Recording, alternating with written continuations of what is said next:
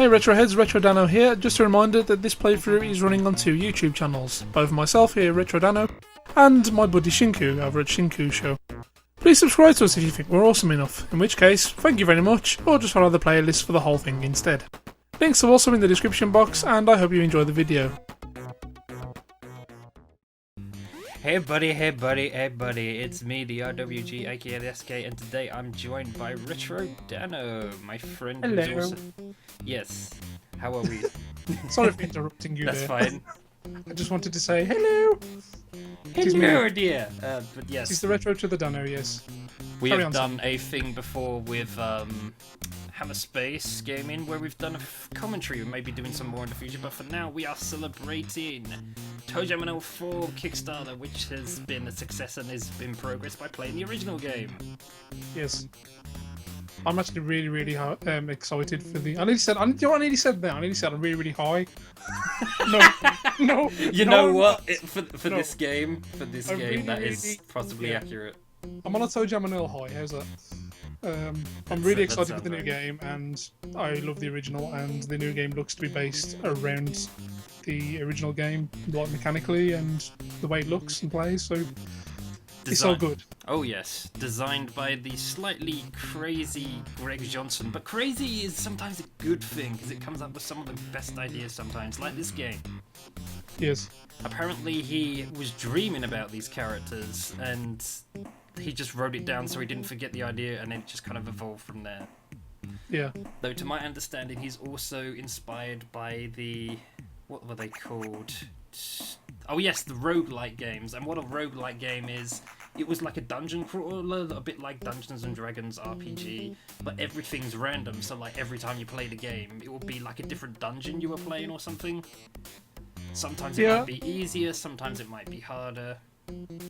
I remember it was definitely based off. I can't remember the name of the game, but it was based off a game where it was randomly generating worlds, and it kind of evolved into this over time. I think the original was Rogue, because I know any game like this that they call a roguelike is what the term they call for it.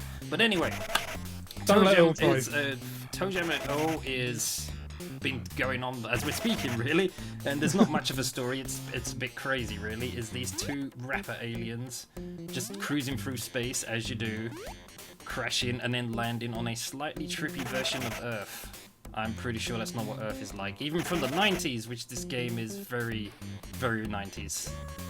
Yeah, it's very. I don't recall waking up in the morning and going outside and then seeing everything. You know kind what of some like... of these backgrounds sorry, I'm interrupting. You know what No, some of it's these fine, backgrounds fine. remind me of is they remind me a bit of Saved by the Bell. Oh God, yeah. They should have put Screech in the game. Oh, that would have been interesting. Oh well.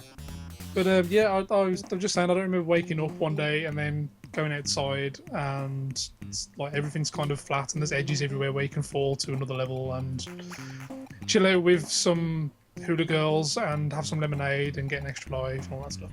If that all sounds like complete nonsense, I'm already giving away secrets, I do apologise. That's fine. But yes, we have two main modes here. The other stuff is just kind of extras, really. You have the fixed world, where the game's always the same, and you have the roguelike mode, which is what we will be doing, or random mode, where everything is random. There's no guarantee of what's going to happen. Plus, I've played fixed world a bit too many times. Not to brag, but I tried to speedrunning fixed world, and I came quite close to be doing a best time, but anyway. How long did it take you, out of interest? I don't remember now. It was ages ago. It's took me 10 hours. Straight away a bunch of stuff is happening I need to explain. This game is on the Mega Drive, or Sega Genesis for you Americans, and as you can see we share the screen, but if we walk away from one another, as what happened there, it splits in half. Yay! Not a big deal, right? But bear in mind this game's from like what, 1991? 1990? Yeah, it really is that old, isn't it? It's quite impressive for back then. I feel old now. I'm sure we'll be feeling a lot of that. I thought I would save you that present just to be nice, Thank you. because I missed your birthday. I feel loved now. Yes. But yes, we have 3 buttons for this game, like most Mega Drive games. Lost the ability to speak for a second there. We have the action button, which is for whatever you're doing. Like at the moment, it's just regular. If you hold down the action button with tiptoe, which is for sneaking around and stuff. You have the B button, which is for presents, because everybody loves presents. But the cool thing is, sorry, I was just going to say, the cool thing about the presents thing is, if both characters are on the same screen, you can share the present. So we could both have the bonus high tops if you were to choose them. So you can it's a good way of kind of keeping hold of presents throughout the game, and yeah. Yeah, when you're together with a present, you both get the effect instead of just one person. But to explain what the presents are, just think of them as your inventory, which is both there to help you and kill you. Very much so. Everything that has question marks over it, we have no idea what's in those. No. Until you open them, and then every time you open them, the anything with the same wrapping will be the same present. And to find out what is in the presents, you need to find a man dressed up as a carrot. Yeah, that's the only safe way to do it. Do we sound insane? We probably sound insane, but that is what this game is like. Well, I did say I was high at the beginning of this video, so yeah. Yes. See, that's the thing, actually. What's actually happening right now is this is a completely normal game. What's happening is we're actually playing Call of Duty, and we've actually sent a toxin into your home, so you are now hallucinating what we're actually playing right now. Call of Duty. Yeah, man, I got Call of Duty. But, yeah, the other thing I should have explained is every level is split into islands. And to go from one island to another, you have to use a lift. And that is pretty much the game in a nutshell. You're trying to survive, avoiding all these strange creatures, which is supposed to be Earth. I just go with it, guys. I'm doing my best here. This game is very strange.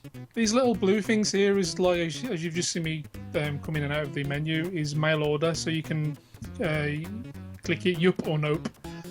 And you can buy a present. But because I don't know what any of these are at the moment, I'm going to avoid doing that. So I'm going to press B. But also sometimes you want to steer clear of those because they're actually enemies and they will chase you and they are a lot faster than you are.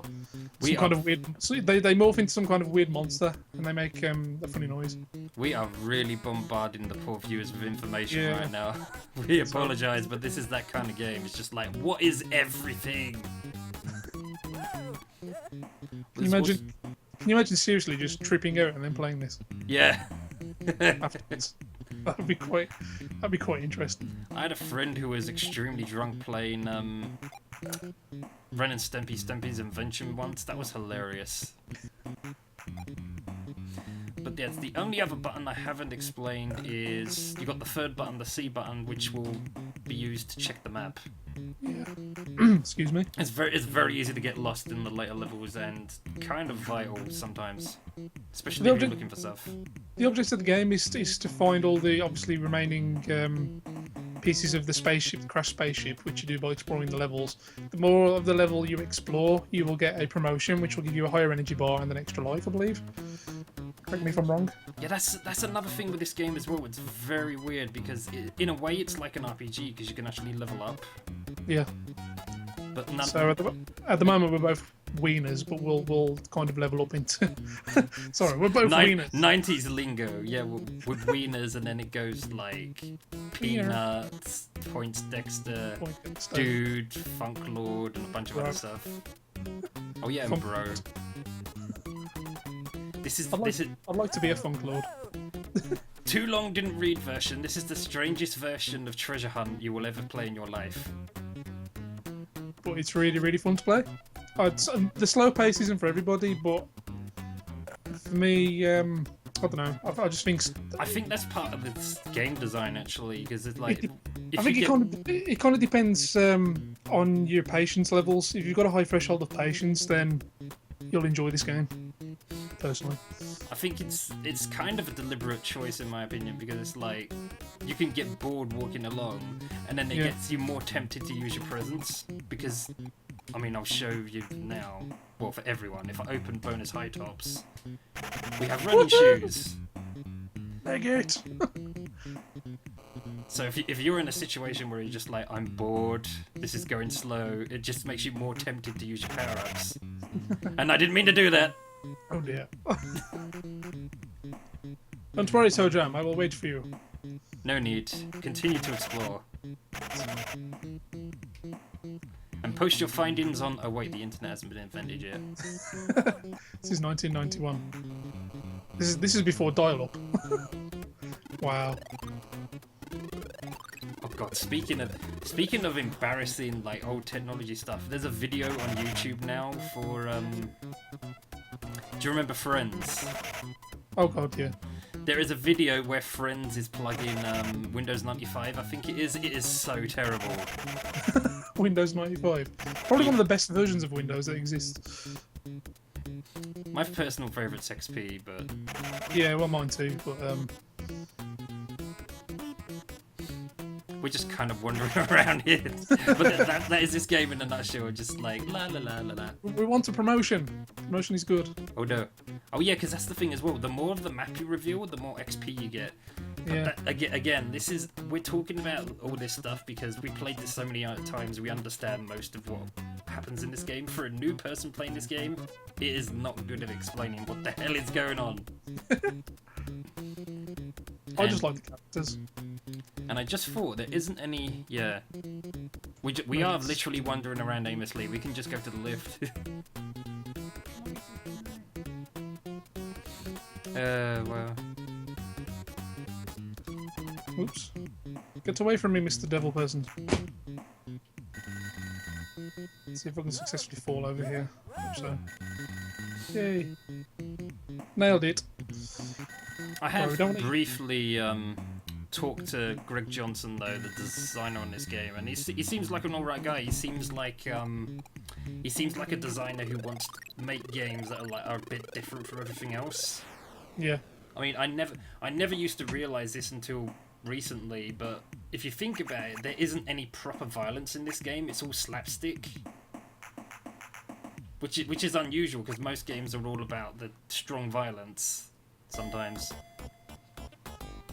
I'm not saying I'm one of those boring people who's like, oh, violence in games is bad. I'm just saying it's interesting to see a game that doesn't resort to it.